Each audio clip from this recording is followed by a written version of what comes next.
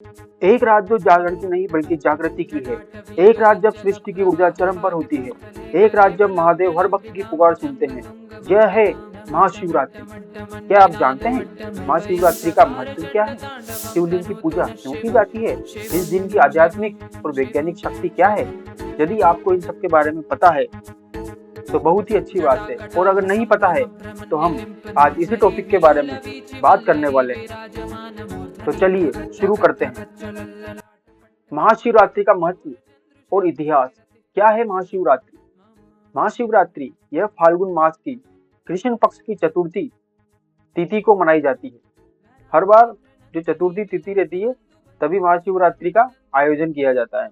मान्यता यह है कि इस दिन भगवान शिव और माता पार्वती का विवाह हुआ था। कुछ मान्यताओं के अनुसार इस रात शिव जी ने तांडव किया था, जिससे सृष्टि का संतुलन बना।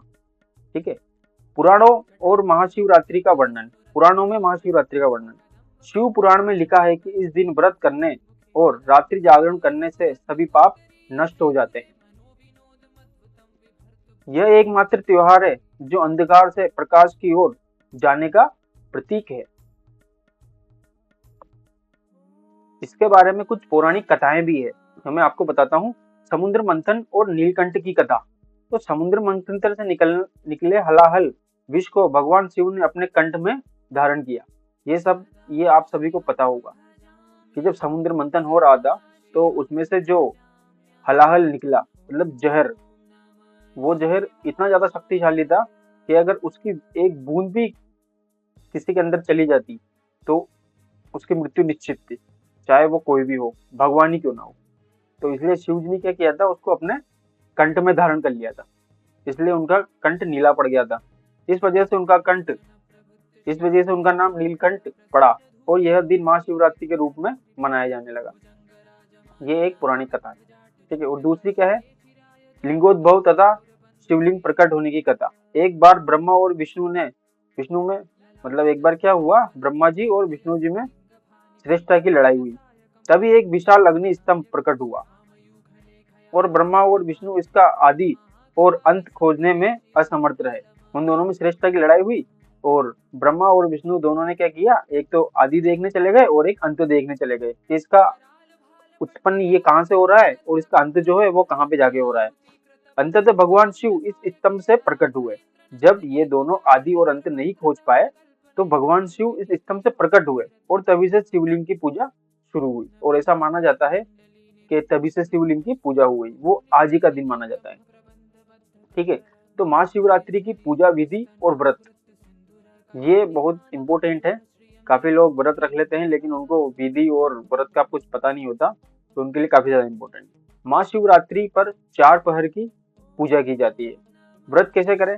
निर्जल व्रत होता है।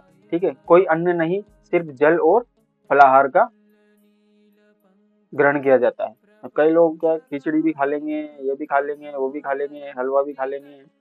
ठीक है। ऐसे व्रत नहीं होता।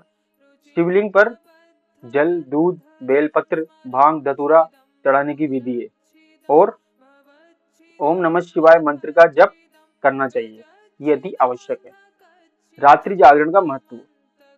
अब जहाँ पे भी देखोगे आप, आज काफी सारी जगह पे रात्रि में जागरण होंगे। ठीक है। अधिकतर जहाँ पे भी मंदिर है शिव जी का, वहां तो होता ही है।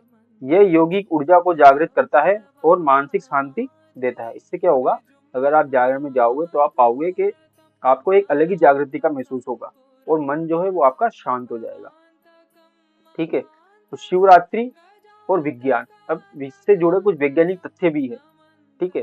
तो ध्यान और ब्रह्मांडीय ऊर्जा का कनेक्शन। तो ध्यान और ब्रह्मांडीय ऊर्जा का क्या कनेक्शन है? इस दिन पृथ्वी की चुंबकीय शक्ति चरम पर होती है। क्या होती है? पृथ्वी की जो चुंबकीय शक्ति होती है वो चरम पर होती है अपने। इसलिए ध्यान और जागरण से मानसिक और आध्यात्मिक शक्ति बढ़ती है। तो इससे क्या होगा, अगर आप ध्यान करोगे तो आपकी मानसिक और आध्यात्मिक शक्ति का जो है वो विकास होगा, काफी ज्यादा बढ़ेगी। शिवलिंग और कॉस्मिक एनर्जी। ठीक है। शिवलिंग और कॉस्मिक एनर्जी के में क्या संबंध है? तो शिवलिंग केवल एक प्रतीक नहीं बल्कि एक ऊर्जा का केंद्र है। क्या है? शिवलिंग एक ऊर्जा का केंद्र है। तो इसी के साथ मैं इस वीडियो को यहीं समाप्त करना चाहूंगा और मैं आप सभी से आशा करता हूँ कि आपको ये वीडियो बहुत अच्छी लगी होगी।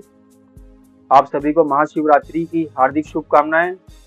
हर हर महादेव।